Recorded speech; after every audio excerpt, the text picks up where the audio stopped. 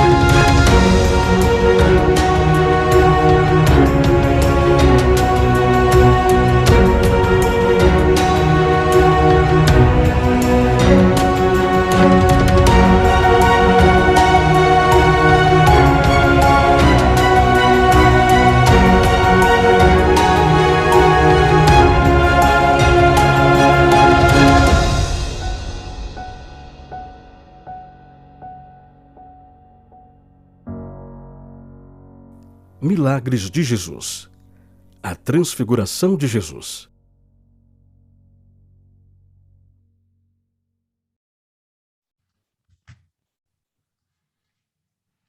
Olá, que bom que você está aqui. Caso seja a sua primeira vez neste canal, este é o canal Péricles Ramos, onde semanalmente nos encontramos para estudarmos mais a fundo uma das grandes verdades bíblicas. Então, só posso dizer que é muito bom ter sua companhia para mais esta quinta com Péricles Ramos. Atualmente, estamos numa série intitulada Milagres de Jesus. E a cada semana recebo aqui um convidado especial e ele discorre sobre um dos maravilhosos milagres que Jesus efetuou aqui na Terra. Tenho certeza que você vai gostar do programa desta noite e vai ser uma bênção na sua vida. Fique conosco até o final e vamos conhecer um pouquinho mais sobre o amor de Deus revelado em Cristo Jesus. Nosso convidado já esteve aqui conosco em outros momentos e ele é facilmente identificado pela sua vistosa barba, né? Mas principalmente pelo conhecimento bíblico, não é? Se não me engano, o melhor de todos é o hebraico, não é, não, pastor? Hebraico é o que eu amo. Depois ele vai contar porque ele gosta tanto de hebraico, tá? Boa noite, pastor Sérgio, tudo bem? É uma honra poder ter a sua presença aqui conosco, viu? Boa noite, irmão Péricles. É um prazer estar contigo e com seus internautas também. Vai ser um prazer falar com vocês hoje sobre a palavra de Deus. Eu me lembro que quando esteve aqui, a primeira vez foi com o pastor Eliazar Domini, né? Falando sobre o Deus de Abraão, Isaac e Jacó. E eu me lembro que as pessoas falavam assim, falar de Deus, Abraão, Isaac e Jacó é muito curto esse programa, vai demorar nem 10 minutos. E nós tivemos quase uma hora aí de estudos profundos e tivesse mais tempo, continuaríamos, né? Certeza. Depois ele esteve aqui falando sobre Romanos 12, no capítulo, principalmente o verso 1, né? E fizemos aqui um comentário. Aliás, fizemos não, eu ouvi, né? Ele fez um comentário maravilhoso aqui também sobre esse verso de Romanos 12. E eu posso dizer que ambos os programas foram excelentes e de alto nível. Pastor, mas eu tenho uma coisa agora que eu queria perguntar. A lição do nosso trimestre, o senhor fez os comentários, não fez? Pois é, Deus me deu a oportunidade esse ano de fazer o comentário de 2 lições, 2 trimestres da lição. O primeiro trimestre desse ano foi sobre Isaías e eu também fiz os comentários para a Casa Publicadora Brasileira.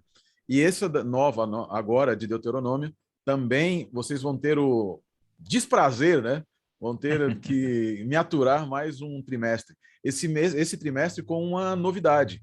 A Casa Publicadora Brasileira pediu que eu fizesse uma pequena introdução também ao livro de Deuteronômio, que está lá junto com os comentários da lição. Então, ali eu falo sobre qual é o texto, porque o título é Deuteronômio, que o título é engraçado, em português é Deuteronômio, porque vem do grego Deuteronômio, não do texto hebraico. O texto hebraico é Ele Hadevarim, que estas são as palavras. E eu fiz os comentários, nós estamos na segunda semana, já temos ali o comentário sobre o prefácio, hoje, esta semana da lição de Moisés, e nós estamos ali fazendo todos os comentários até o final do ano, com a graça de Deus, tem sido uma bênção, viu? Eu amo o livro de Deuteronômio, o meu livro preferido da Bíblia é Levítico, né? Eu gosto muito de Levítico, mas eu tenho uma paixão pelo Pentateuco como um todo. Meu doutorado é em números, olha só, eu gosto de Levítico, estou escrevendo comentários sobre Deuteronômio, mas o meu doutorado é em números, números 13 É e melhor 14, assumir a logo o história dos Pentateuco espias. todo, né? Eu falei com o meu orientador, eu falei para ele, não, eu queria fazer sobre o Pentateuco. Ele falou, você tem quantas vidas pela frente para fazer? Eu falei, olha, eu nem creio em reencarnação, não creio em nada dessas coisas. Ele falou, então faz só sobre 2 capítulos. E aí eu ia escolher Levítico 16. Mas Levítico 16 já tem bastante gente escrevendo. Eu escolhi então a história dos espias ali para fazer uma análise daquele episódio nefasto, né? Da história do meu povo, da história do nosso povo, da história do povo de Israel. E é um prazer estar aqui para a gente falar. E se for necessário, a gente volta mais vezes, falar sobre a lição da escola sabatina, sobre um monte de coisa. Tem coisas maravilhosas no livro de Deuteronômio, coisas fantásticas. Só como spoiler, você sabia que o livro de Deuteronômio, a maior parte não é Deus falando? Não é Deus falando, é o próprio Moisés se reclamando, se queixando do que o povo causou a ele. São discursos, 3 grandes discursos de despedida de Moisés, nos quais ele coloca toda a sua paixão, o seu amor por Deus e a sua frustração com o que o povo fez. O livro de Deuteronômio tem uma estrutura circular, uma estrutura de moldura. No centro, capítulos 12 a 26, que são o Código da Aliança. Depois, de um lado, a primeira moldura, capítulo 4 a 11, que é a primeira moldura interna, e o capítulo 27 a 31, do outro lado, formando a primeira moldura, que é moldura o Código da Aliança, e aí a moldura histórica, que são os capítulos 1 e 3, e o capítulo 31 a 34, que falam da morte de Moisés. Isso dá uma unidade, dá coesão ao texto e coloca no centro aquilo que é central, que são os princípios e valores do reino de Deus, da aliança divina. Olha só que legal. Presta atenção no livro do Deuteronômio, que tem coisa boa ali, viu? Olha, perceberam como ele gostou do assunto, gostou do tema? E olha que ele gosta de Levítico, falar sobre Levíticos, né? Exato. Mas, pastor, no início eu falei que o senhor tem conhecimento das línguas antigas, mas principalmente o hebraico. Por que o senhor tem esse conhecimento, esse carinho pelo hebraico? Eu tenho ascendência judaica. Na verdade, a primeira coisa, nem por isso. A primeira coisa é que eu sou apaixonado pela Bíblia hebraica, o Antigo Testamento. Às vezes as pessoas falam, mas Jesus, para que nós possamos comprovar que ele é o Messias, nós precisamos ter um bom conhecimento da Bíblia hebraica. A base e o fundamento da existência da igreja, da existência de um povo de Deus e de Deus, não é o Novo Testamento. É o Antigo Testamento, a própria base para dizer quem nós somos, de onde viemos, o que é redenção, por que da redenção, não é o Novo Testamento, é o Antigo Testamento. A Bíblia hebraica. Eu não costumo dizer Antigo Testamento nem Novo Testamento, mas vou usar por questões didáticas. No Novo Testamento, nós vemos o cumprimento das promessas e o avanço da promessa e do Evangelho. Mas o fundamento do Evangelho não está no Novo Testamento, está na Bíblia hebraica também, está no Antigo Testamento. E quando eu vou até lá, eu preciso me lembrar das palavras maravilhosas do grande professor Pedro Apolinário, meu professor. Ele dizia assim, quando nós lemos a Bíblia em português, nós vemos um lindo filme em preto e branco. Mas quando olhamos a Bíblia nas suas línguas originais, vemos o mesmo filme, mas em Technicolor. Na época dele era Technicolor, né? Em cores. E eu diria numa TV 8K. É maravilhoso. Então, por isso eu amo tanto as línguas semitas, as línguas antigas. Eu amo grego também. Eu amo grego. Mas o grego, para mim, ele é fantástico. É uma língua maravilhosa. Eu estudo grego clássico também para ler outros textos. Mas quando ele vem com diz respeito à Bíblia hebraica, ele é o meio da mensagem, mas o seu pensamento, o coração é hebraico. Então, muitas vezes eu tenho que pegar o texto grego e eu tenho que buscar a raiz hebraica por trás desse texto. E aí, por isso que eu acabo indo ao hebraico. Eu sempre costumo dizer para as pessoas que me perguntam, para quem dou aula ou alguma coisa assim, eu falo, aprenda os dois, mas comece pelo hebraico. Começar pelo grego, você vai perder muito do fundamento e vai ter que voltar depois. Por isso, eu amo hebraico por causa disso. E o segundo é porque a língua... Eu tenho ascendência judaica, né, como muitos no Brasil têm, e a partir do momento em que eu redescobri essa minha ascendência judaica, eu já era apaixonado por línguas semitas, eu com 12 anos aprendi fenício. né? Eu aprendi fenício, e aí com isso já era apaixonado, e eu vim numa pegada aí de aprender o máximo de línguas semitas. Eu estudo garítico, egípcio, sumério, acadiano, assírio, heblaíta, púnico, mandeano e etc., para me auxiliar nos meus Só uma estudos perguntinha, o bíblicos. senhor dorme que horas, pastor? Quando Deus deixa. Você sabe o que me perguntaram esses dias? Me perguntaram outra coisa esses dias, né? Falaram, um pastor, líder de uma associação, ele me perguntou assim, pastor, quando é que o senhor ora? Né? Eu falei, pastor, a pergunta correta seria quando eu não estou orando, pastor. Porque, na verdade, cada vez que eu vou ler um texto desse, eu tenho que ver com a Bíblia. Eu vou olhar a Bíblia, vou ver o texto relacionado à Bíblia. E aí eu falo com Deus 24 horas. 24 horas, estou sempre falando com ele. E Pastor, o senhor dormir está quando em Deus São Paulo, né? permite. São Paulo, Campo Oi, Limpo. desculpa, eu não entendi, perdoe-me. Em São Paulo, eu durmo quando Deus permite. Ah, tá Ele fala, pode certo. dormir agora, pode dormir. Você está em São Paulo, não é mesmo? Exato, no bairro do Campo Limpo, aqui ao lado do terminal Campo Limpo, em São Ah, Paulo, capital. eu estudei aí também no NASP, que é antigo IAE, né? E peguei o pastor Pedro Apolinário também como professor. Só que eu não aprendi Que como ser. bênção. Tá certo. Aprendeu sim, eu sei. Pastor, me diga uma coisa. Eu estive aí também em São Paulo essa semana passada para um encontro de casais, com 150 casais participantes, mas foi lá em Águas de Lindóia. É quase Minas, na verdade. Águas de Lindóia é a parte mineira de São Paulo, né? Aí Águas de Lindóia, mas é uma Exatamente. cidade maravilhosa. Eu estive 3 vezes lá já, com a família, e tenho saudades, quero voltar, daqui a algum pouco tempo, voltar lá para curtir aquela cidade maravilhosa. Certo. O senhor também tem redes sociais, não tem, pastor? Tenho sim.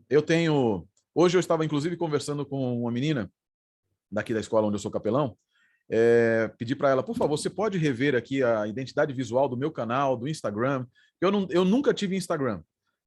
Eu sempre fui avesso a ter muita rede social. Eu tinha Facebook e só. Na época do Orkut, eu tinha Orkut.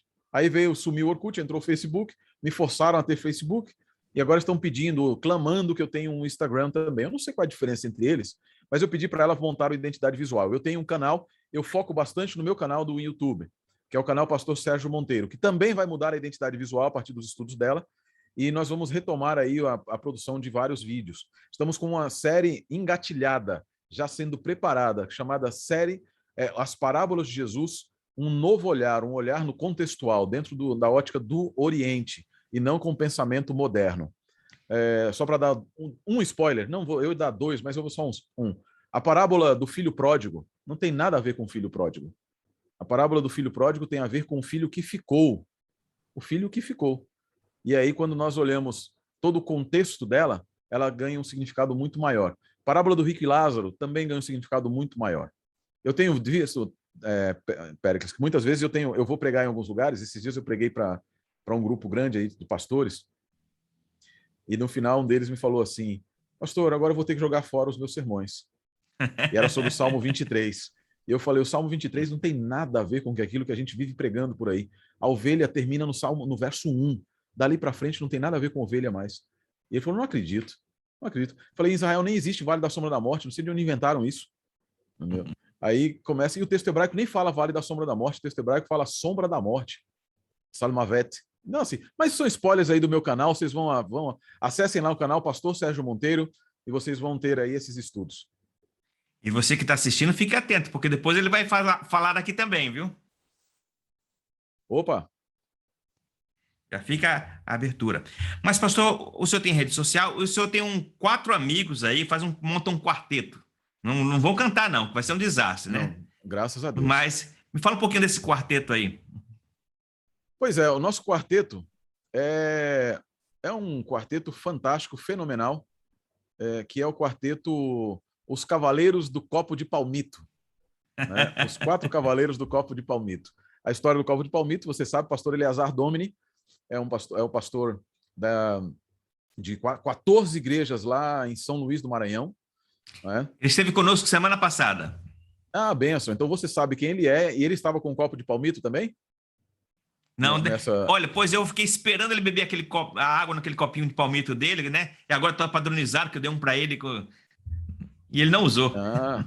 Olha, eu vou cobrar o meu também, tá? Vou cobrar o meu também. Se eu Deixa não tô de comigo. jeito, tá bom. Mas o pastor Eleazar Domini é um dos que compõem aí esse quarteto. O pessoal tem chamado de o quarteto Reveladores da Verdade. Deus seja louvado. Nós temos trabalhado desde o ano passado, na pandemia, juntamente com o pastor Eleazar, pastor Adriano Cecílio, que é pastor aqui em Caieiras, em São Paulo, e o pastor Michelson Borges, editor da Vida e Saúde da Casa Publicadora Brasileira, em levar conhecimento bíblico, trazer para vocês.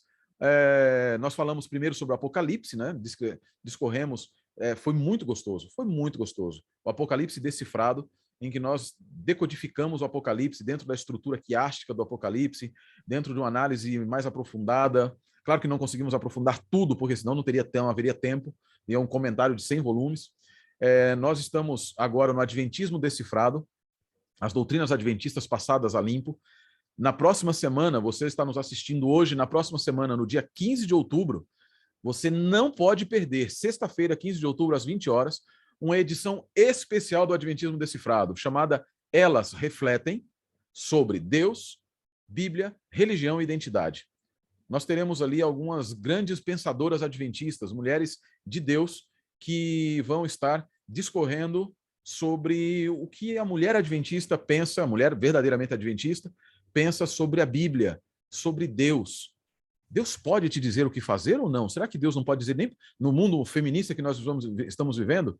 Será que Deus tem o direito de dizer a uma mulher o que ela deve fazer ou não? Será que Deus é feminista? Será que Deus é machista? Será que essas teologias modernas e seletivas fazem jus? Não vão ser pastores que estão falando, porque nos acusam de estar protegendo o salário, mas serão aquelas que muitas vezes são utilizadas como uma desculpa para a criação dessas teologias. Mulheres, elas vão falar sobre Deus, sobre a Bíblia, religião e identidade. Vai ser fantástico, irmão Périx. Então nós temos esse quarteto que vai continuar. Nós vamos terminar o Adventismo Decifrado e, se Deus quiser, já estão aí nos pedindo para fazer Daniel Decifrado, e depois vamos fazer outras também, se Deus quiser, o Santuário Decifrado e assim por diante. Tem bastante material aí, hein? Exato, um quarteto que se juntou, que foi juntado por Deus até a volta do nosso Senhor Jesus Cristo. Amém, amém. Olha, eu recomendo muito esses canais. São canais de estudo aprofundado, onde todos vão conhecer muito, mas muito mesmo, sobre doutrinas, sobre pontos de vista que às vezes são conflitantes, né, entre as religiões, e você vai sair daí enriquecido com o conhecimento bíblico desses 4 canais. Minuto Profético, do pastor Adriano Cecílio, não é isso? Isso. Fala Sério, Pastor, com o pastor Eleazar. O canal Michelson Borges, do pastor Michelson Borges, e o canal Pastor Sérgio Monteiro, que vai mudar de nome, tá? A menina está refazendo ela estuda imagem e integração visual, ela falou, vamos mudar o nome também. Eu falei, fique à vontade. Mas para você encontrar no YouTube, você vai encontrar como canal Pastor Sérgio Monteiro, tá? Ou A Palavra é Viva, mas a gente deve mudar o nome aí daqui a alguns dias. Então prepare que deve vir novidade ali e tudo. Certo. Agora, pastor, o senhor é um youtuber, né?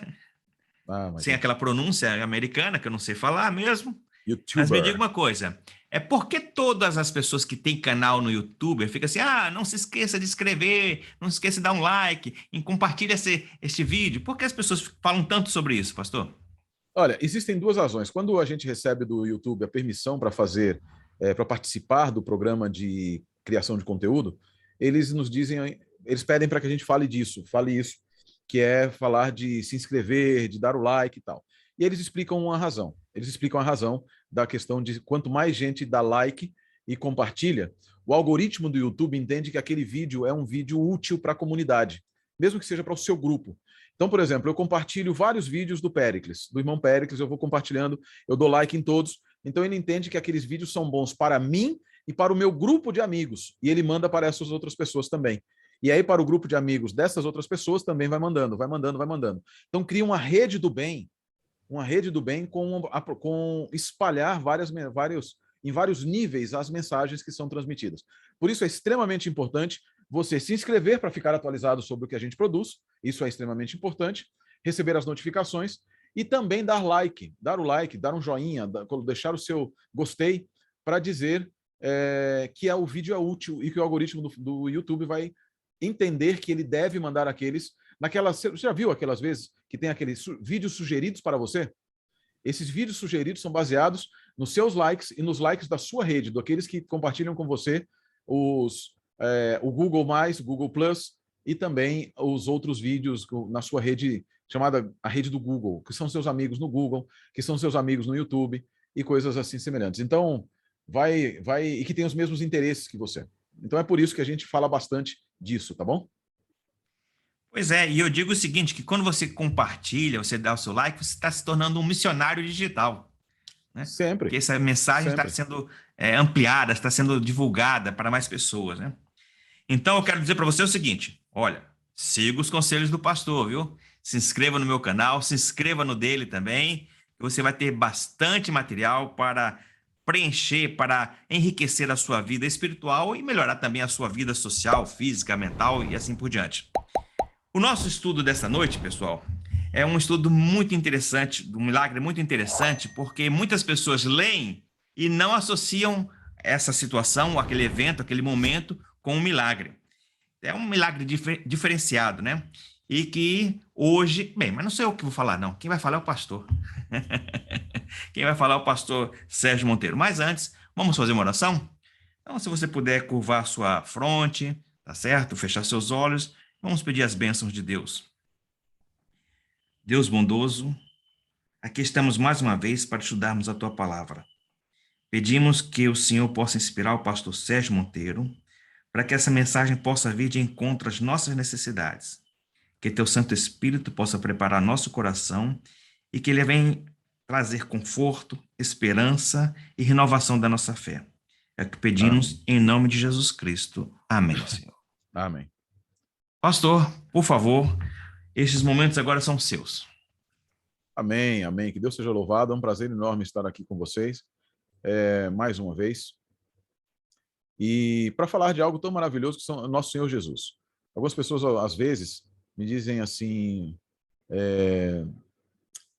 Pastor, você fala muito sobre Bíblia hebraica, sobre o Antigo Testamento. E Jesus? Jesus é o centro da nossa vida. Ou seja, Jesus é o centro das nossas atenções.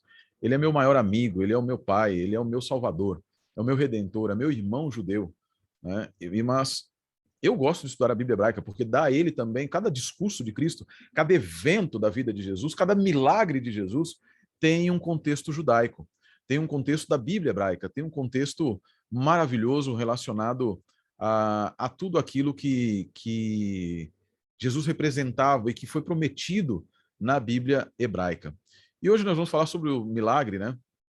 O grande milagre da transfiguração, né?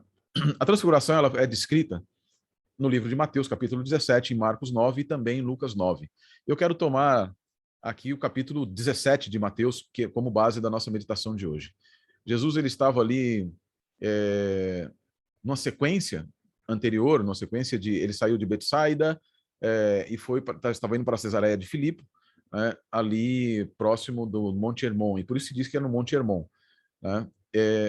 Essa é uma jornada interessante. O Monte Hermon, e algumas pessoas dizem ele estava lá no topo do Monte Hermon e etc., subiam com ele, são 9.200 pés de altitude, quase 4.000 metros de altitude, né?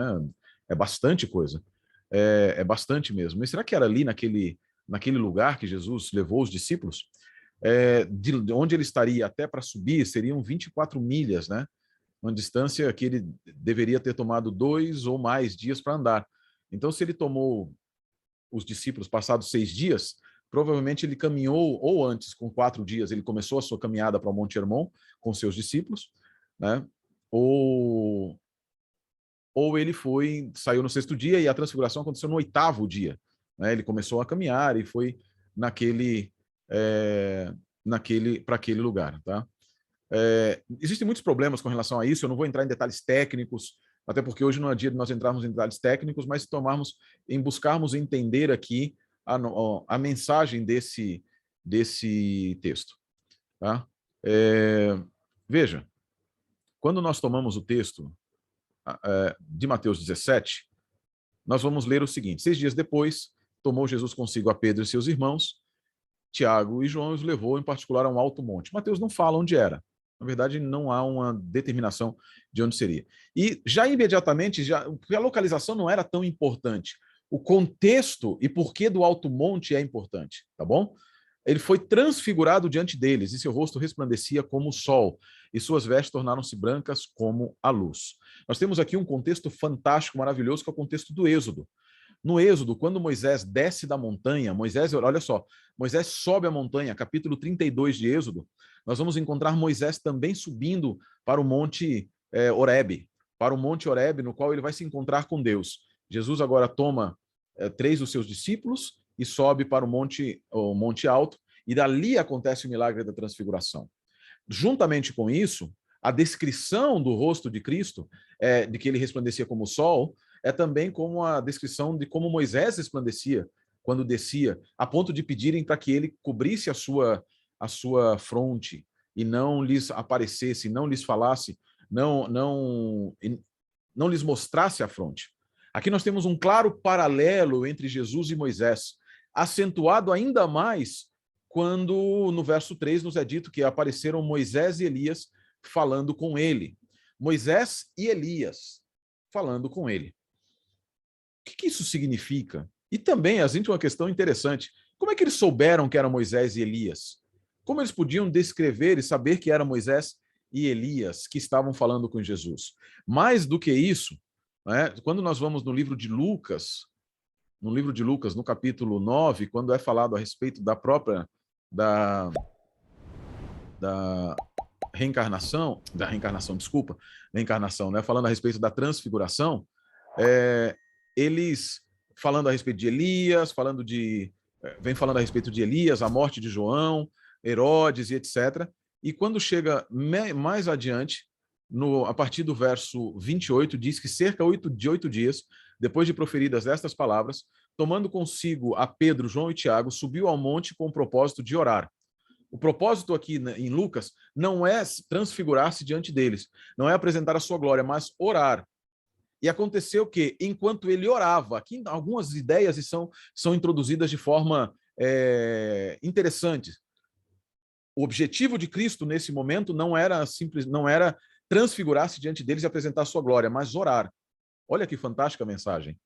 Olha que fantástica mensagem. Quando Moisés sobe ao monte para falar com Deus, o objetivo não era aparecer brilhando diante do povo, mas trazer a comunicação de Deus para o povo na forma da sua lei, na forma da sua aliança.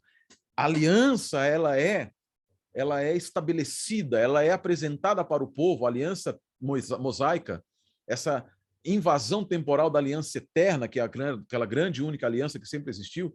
Essa aliança é apresentada ao povo no Sinai através de alguém subir ao monte, estar com Deus, brilhar com a face de Deus e apresentar palavras para esse povo, trazer uma mensagem para eles. Aqui, Jesus vai ao monte, ele vai orar, ou seja, se encontrar com Deus, para depois transmitir, e essas pessoas que estavam ali passam a ver em Cristo a brancura das suas vestes e a mesma glória que brilhou com a face de Moisés, na verdade, porque Moisés brilhou com a face de Cristo, brilhou com a glória de Cristo e não Jesus com a glória de Moisés. Não invertam. Algumas vezes as pessoas entendem errado. Moisés estava brilhando com a glória que Jesus aqui apresentou e não Jesus brilhando com a glória que Moisés naquela hora apresentou. Jesus Cristo era aquele que entregou a glória para Moisés, que deu a sua glória e que permitiu que Moisés brilhasse com a glória que era dele. E agora Jesus apresenta a glória que é sua própria. E vejam o que continua dizendo o relato de Lucas, no verso 29. E aconteceu que, enquanto ele orava, a aparência do seu rosto se transfigurou e suas vestes resplandeceram de brancura. Eis que 2 varões falavam com ele, Moisés e Elias, os quais apareceram em glória e falavam da sua partida, que ele estava para cumprir em Jerusalém. Essa palavra partida é uma palavra que nos remonta também ao Êxodo. Olha que legal. A palavra partida aqui é a palavra exodus, em grego, que é a palavra que dá nome ao segundo livro da Bíblia, no grego, Exodus, que fala da partida do povo da escravidão para a liberdade, da transformação de escravos em uma nação sob o estandarte de Deus, da transformação de homens e mulheres que não conheciam ou que haviam se esquecido, que eram peregrinos na terra, em homens e mulheres que agora teriam sua pátria, mas que ainda continuariam sendo peregrinos, porque aquela pátria era temporária, embora não tivesse os sofrimentos da pátria da nação anterior. O que isso nos diz a respeito da transfiguração? Que Jesus, embora estivesse aqui, ele não era daqui. E a sua partida, diferente de quando ele entra no mundo, como diz Hebreus 1, ao introduzir o primogênito do mundo, Deus diz, todos os anjos de Deus o adorem. Introduzir, ao fazer entrar, é eisodos, entrar, caminhar para dentro, da palavra rodos, caminho, e eis, para, entrar, vir para dentro. Até um pleonasmo em português. Aqui é exodus, sair desse caminho e ir para outro, ir para fora. Jesus estava se aproximando do momento que o tiraria deste mundo. E nós vamos encontrar a continuidade desse relato no livro de João, quando Jesus faz a sua oração sacerdotal. A oração sacerdotal de Jesus. Quando Jesus ora pelos discípulos e diz, agora que eu vou partir, e se vocês deveriam se alegrar com a minha partida. O que Moisés e Elias estavam falando com ele era justamente a respeito do que iria acontecer e dos resultados do seu êxodo. Mais do que descrever o processo pelo qual Jesus iria passar, eles diziam a Cristo sobre o resultado, sobre o universo do seu êxodo. Assim como o êxodo do passado permitiu ao ser humano chegar onde nós estamos, porque pense comigo, a tradição judaica, ela tem uma música chamada Dayenu. E essa música Dayenu quer dizer suficiente, seria suficiente. Ela nos diz o seguinte: se o Eterno não nos tivesse nos levado ao Egito, mas de lá não nos tivesse retirado, Dayenu. Ou seja, seria suficiente, ele continuaria sendo o nosso Deus.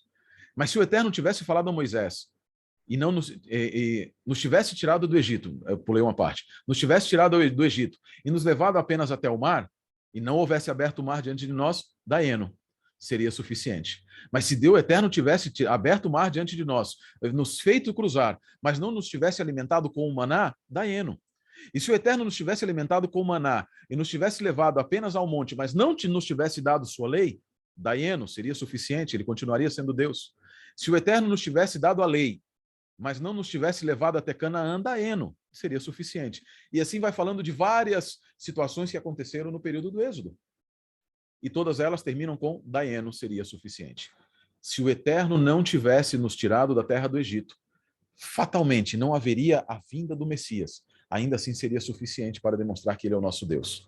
Mas ele adiantou-se e trouxe o Messias e enviou o Messias, Jesus, nosso Senhor, para nos trazer a liberdade, a redenção, trazendo o antítipo da saída do povo do Egito para levar uma mensagem para aqueles povos que estavam diante deles. Porque como você acha que aquele povo ficou 40 anos no deserto? Claro que eles pecaram, eles erraram, eles estavam na beira de Canaã, lá no episódio dos espias, números 13 e 14, mas eles foram impedidos de entrar e passaram 40 anos andando pelo deserto. Durante 40 anos, a sua presença foi uma mensagem de esperança, de juízo, mas também de esperança para todos aqueles povos que ali estavam. Durante a vinda do Messias, nosso Senhor Jesus, os seus 3 anos e meio nessa terra foram a grande mensagem de esperança trazida para as pessoas que viveram no seu tempo e para todos aqueles que viriam depois. A sua morte, o seu êxodo, o seu caminho para Jerusalém, a saída da Galiléia, a ida até Jerusalém para morrer e entregar a sua vida, é também a grande mensagem central do plano da salvação. Esse plano de redenção montado por Deus, moldado por Deus, idealizado por Deus, para permitir ao ser humano que pudesse voltar a estar com Deus. O êxodo do passado foi o momento em que Deus tomou de volta pela mão o povo que havia descido para o Egito e o trouxe de volta para si mesmo. É por isso que no livro de Deuteronômio, capítulo 26, verso 5, Deus diz que todos os anos eles deveriam subir a Jerusalém e reconhecer que tudo que eles existiam, toda a sua própria existência, tudo que eles manifestavam e a terra que eles possuíam era por herança do Senhor. Capítulo 26, verso 5 a 10 do livro de Deuteronômio.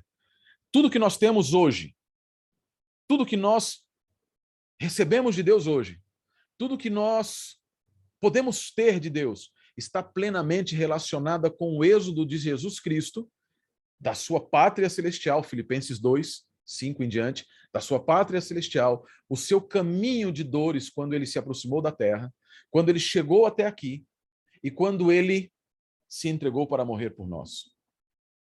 A transfiguração é uma antecipação.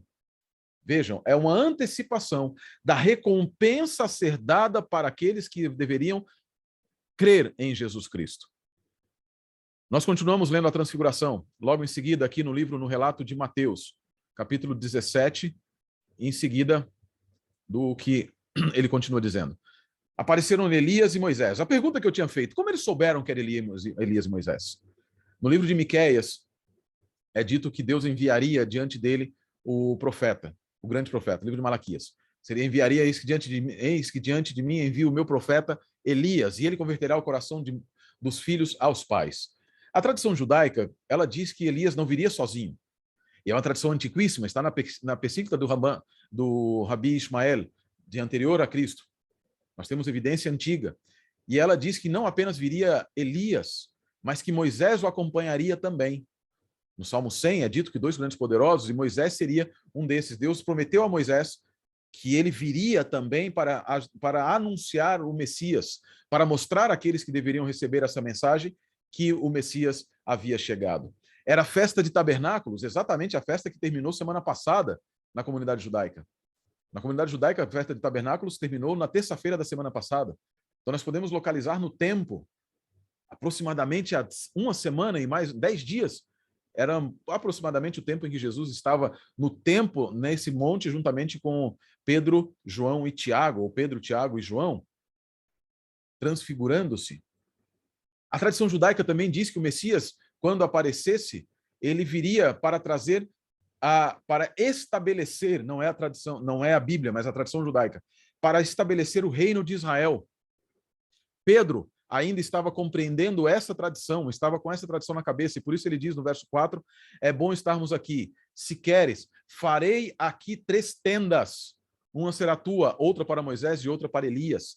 Eles reconheceram a presença de Moisés e Elias porque eles se lembraram da promessa de Malaquias, da promessa da tradição judaica, que dizia que os 2 grandes homens da história de Israel, o grande profeta Eliahu Hanavi, Elias, e o grande legislador Moshe Rabbeinu, Moisés, nosso mestre, viriam para declarar que o Messias era o grande profeta de Deuteronômio 18 e que Elias, que esse era aquele profeta anunciado por Elias e profetizado. Quando eles viram aqueles 2 grandes homens, quando eles viram aquelas 2 presenças, luzes, do lado de Jesus, eles automaticamente associaram dizendo, são Moisés e Elias, Moshe e Eliahu.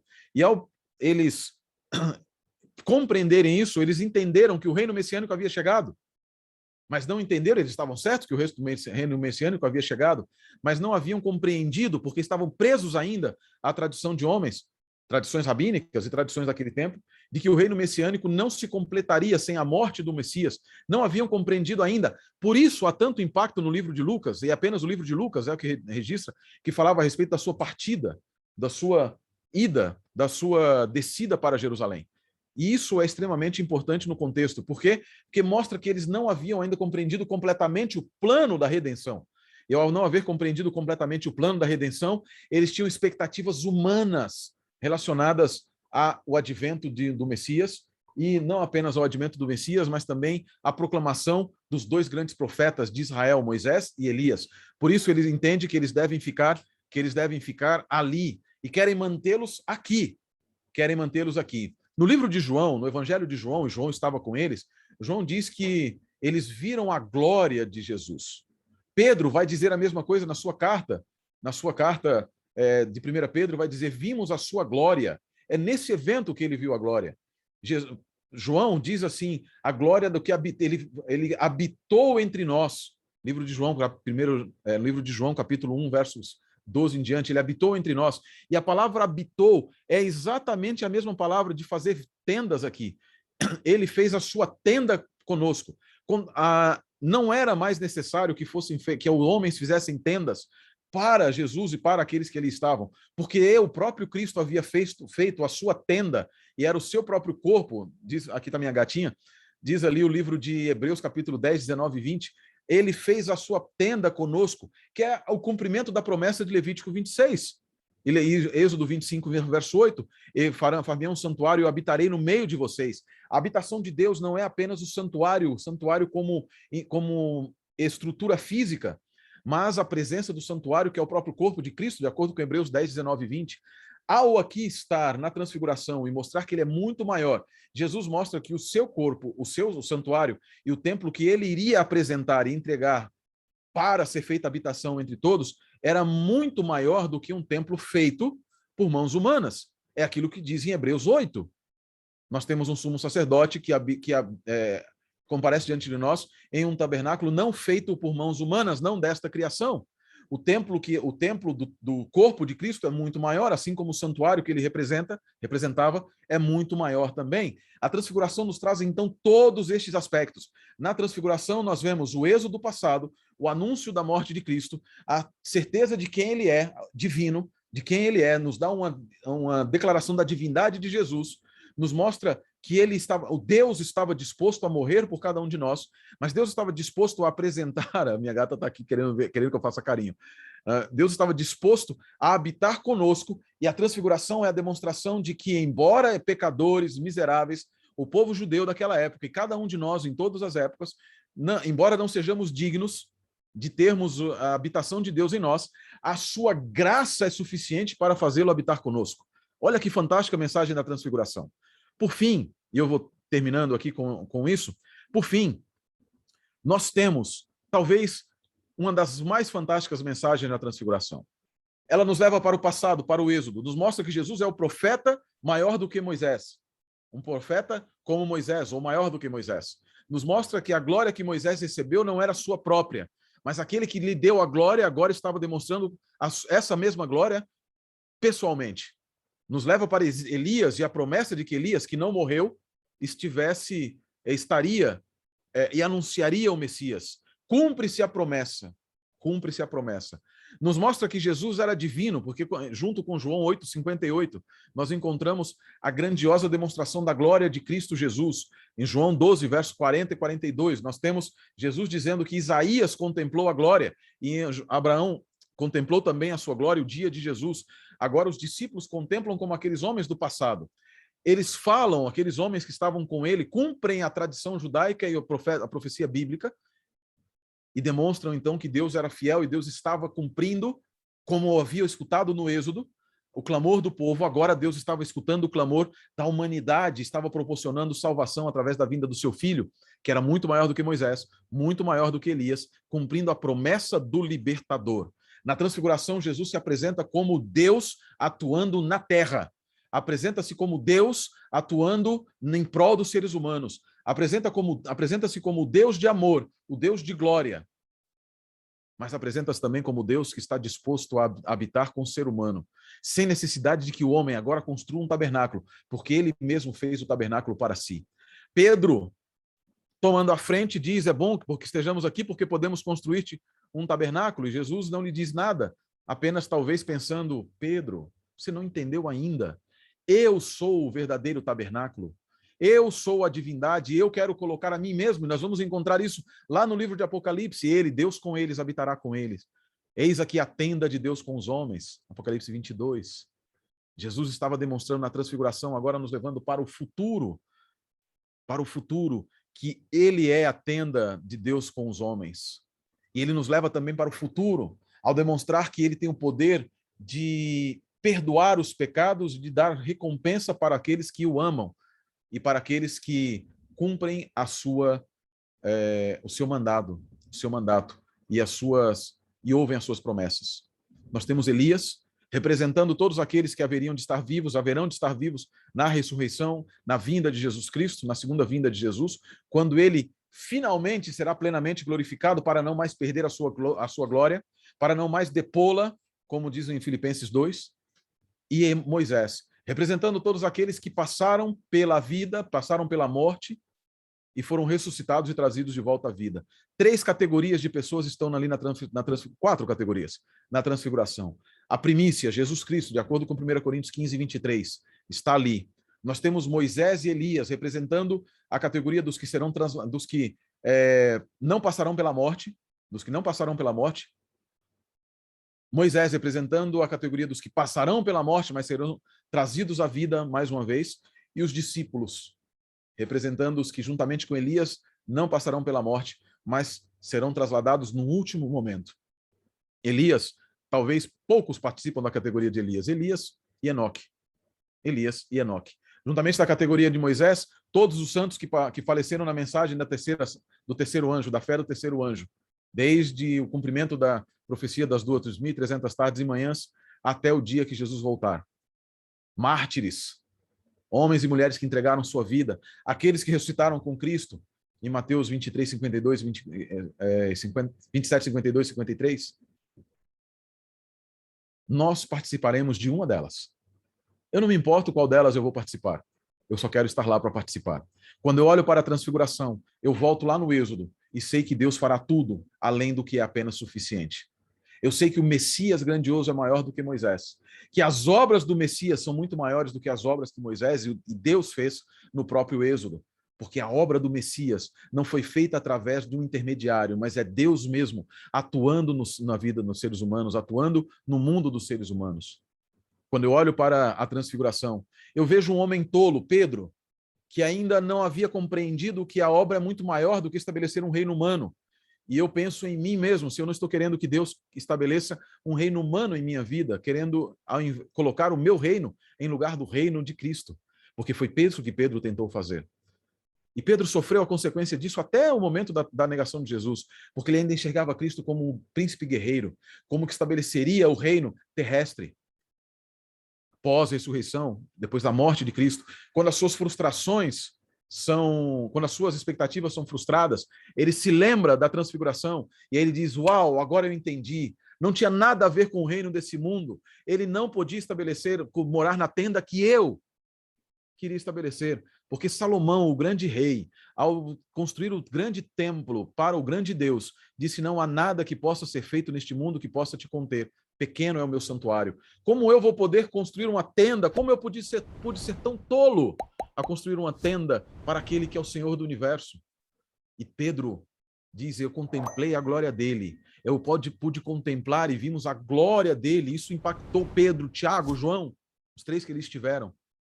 A ponto de que dali para frente, lá quando essas mensagens voltaram, quando esse evento voltou em sua mente, depois da morte de Jesus e da sua ressurreição, Pedro não podia fazer outra coisa a não ser dizer que ele não era nada comparado com Jesus Cristo, a ponto de pedir que sua morte não fosse da mesma maneira que Jesus. Pedro foi transformado pela transfiguração. João foi transformado pela transfiguração. Tiago, irmão de João, foi transformado pela transfiguração. De cada um à sua maneira e a seu modo, demonstram o impacto que este evento teve em sua vida. Nós precisamos aprender deles. Qual é o impacto da transfiguração em sua vida? Qual é o impacto deste grande milagre que não acontece para outras pessoas? Não é um milagre que toca a vida, toca a cura de alguém. Não é um milagre na natureza. Não é um milagre de transformação de água em vinho. É um milagre muito maior.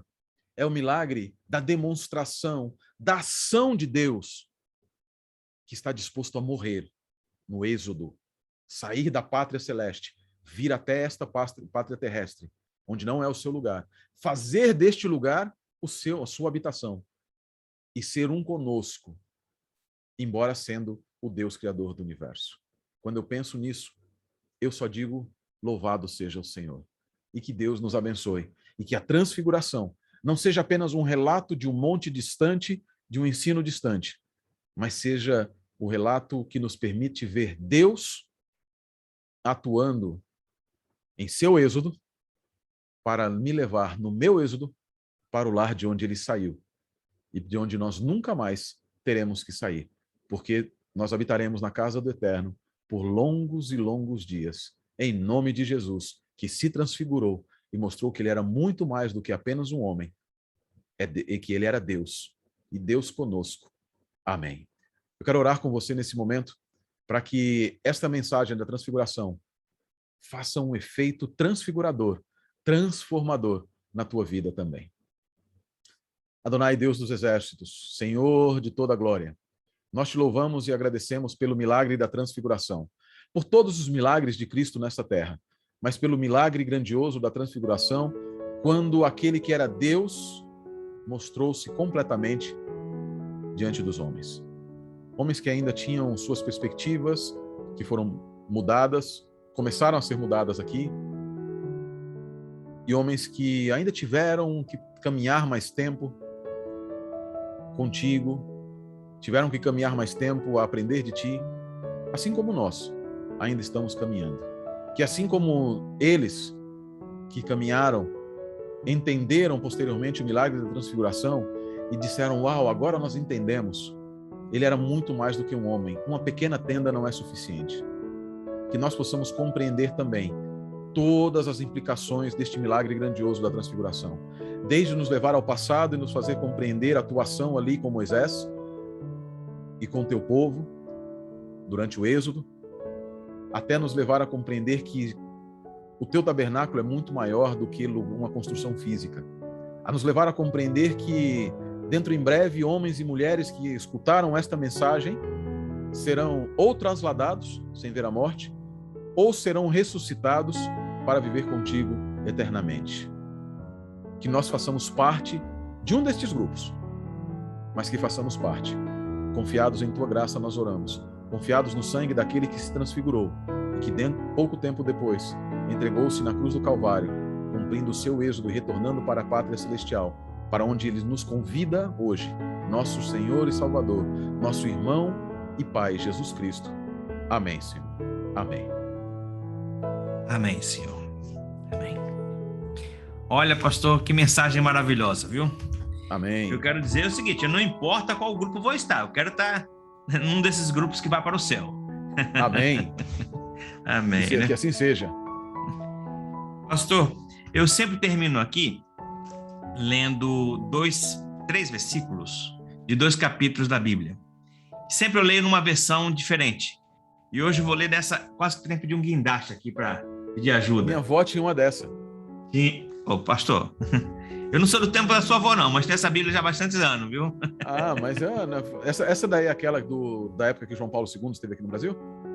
Não. Essa foi uma Bíblia ilustrada da CPB mesmo. Ah, tá. Então, é que tinha a mesma ilustração na frente, então eu retiro o que eu disse. Minha avó tinha uma da época, ela era da época do João Paulo? Não, era da época do João Paulo II, em 1981. Ela ganhou essa Bíblia de uma outra avó que era católica. Entendi, muito bem. Eu vou ler o capítulo 20 de São João, os versos 30 e 31, que diz o seguinte: Jesus, na verdade, operou na presença de seus discípulos ainda muitos outros sinais que não estão escritos neste livro. Estes, porém, estão escritos para que creiais que Jesus é o Cristo, o Filho de Deus, e para que, crendo, tenhais vida em seu nome. E o próximo capítulo é 21 e o verso 25, que diz o seguinte: E ainda há muitas outras coisas que Jesus fez, as quais, se fossem escritas uma por uma, creio que nem ainda um mundo inteiro caberiam os livros que se escrevessem. Amém. Que Deus nos abençoe. Você tenha uma boa noite de descanso, de paz, juntamente com sua família, e que você possa abrir seu coração para que o reino de Deus se estabeleça na sua vida, para que você possa um dia ser transfigurado e morar para sempre com Jesus Cristo. Uma boa noite a todos e até a próxima semana com mais uma quinta com Péricles Ramos. Um grande abraço. Shalom.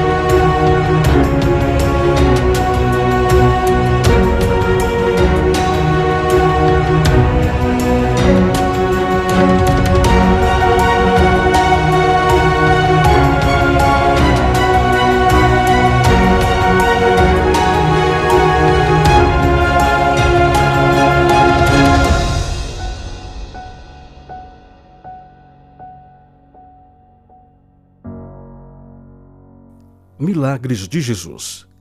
A transfiguração de Jesus.